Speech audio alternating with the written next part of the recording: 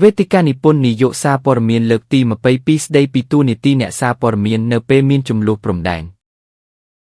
លោកអ្នកនាងអាចទំនាក់ទំនងផ្សាយពាណិជ្ជកម្មតាមរយៈទូរស័ព្ទលេខ099639367និងសូមអរគុណដល់លោកអ្នកនាងដែលបានចំណាយពេលវេលាតាមដាននិងទស្សនាវីដេអូរបស់យើងខ្ញុំតាំងពីដើមរហូតដល់ចប់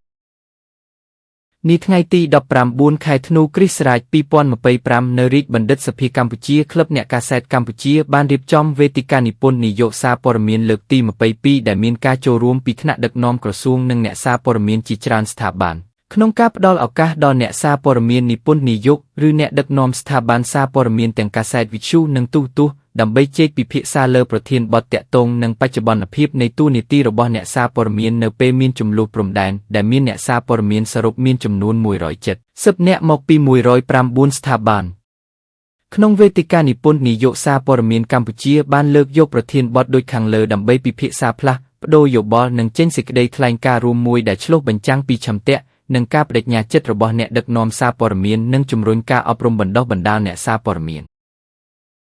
លោកអ្នកនាងអាចទំនាក់ទំនងផ្សាយពាណិជ្ជកម្មតាមរយៈទូរស័ព្ទលេខ099639367និងសូមអរគុណដល់លោកអ្នកនាងដែលបានចំណាយពេលវេលាតាមដាននិងទស្សនាវីដេអូរបស់យើងខ្ញុំតាំងពីដើមរហូតដល់ចប់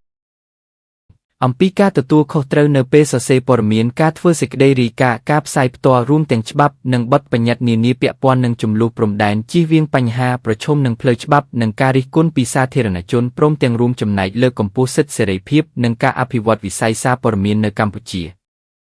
នៅក្នុងវេទិកានេះផងដែរឯកឧត្តមខៀវកញ្ញារិទ្ធអតីតរដ្ឋមន្ត្រីក្រសួងព័ត៌មានបានមានប្រសាសន៍ថាការបង្កើតវេទិកានិពន្ធនាយកនេះដែលរៀបចំធ្វើមួយឆ្នាំម្ដងគឺស្មើនឹងការធ្វើស្មារតីដើម្បីយកយោបល់លំបាកទាំងឡាយផ្ញើជូនរាជរដ្ឋាភិបាលក្នុងការលើកកម្ពស់ក្រមសីលធម៌នៃវិជ្ជាជីវៈអ្នកសារព័ត៌មាននៅក្នុងកាលៈទេសៈនៃជម្លោះព្រំដែនលោកអ្នកនាងអាចទំនាក់ទំនងផ្សាយពាណិជ្ជកម្មតាមរយៈទូរស័ព្ទលេខ099639367និងសូមអរគុណដល់លោកអ្នកនាងដែលបានចំណាយពេលវេលាតាមដាននិងទស្សនាវីដេអូរបស់យើងខ្ញុំតាំងពីដើមរហូតដល់ចប់វេទិកានិពន្ធនាយកសារព័ត៌មានកម្ពុជាលើកទី22ឆ្នាំនេះក៏មានកិច្ចពិភាក្សាចែករំលែកបទពិសោធន៍ដែលសម្របសម្រួលដោយលោកពុយគៀប្រធានក្លឹបអ្នកកាសែតកម្ពុជាដែលមានការអញ្ជើញចូលរួមវាគ្មិនកិត្តិយសពីឯកឧត្តមខៀវកញ្ញរិទ្ធឧត្តមប្រឹក្សាផ្ទាល់ព្រះមហាក្សត្រអតីតរដ្ឋមន្ត្រីក្រសួងព័ត៌មានឯកឧត្តមប៉ែនបូណារដ្ឋមន្ត្រីប្រតិភូនាយករដ្ឋមន្ត្រីនិងជាប្រធានអង្គភិបអ្នកនាំពាក្យរាជរដ្ឋាភិបាលនិងឯកឧត្តមបណ្ឌិតយងពៅអគ្គលេខាធិការនៃរាជបណ្ឌិតសភាកម្ពុជាផងដែរ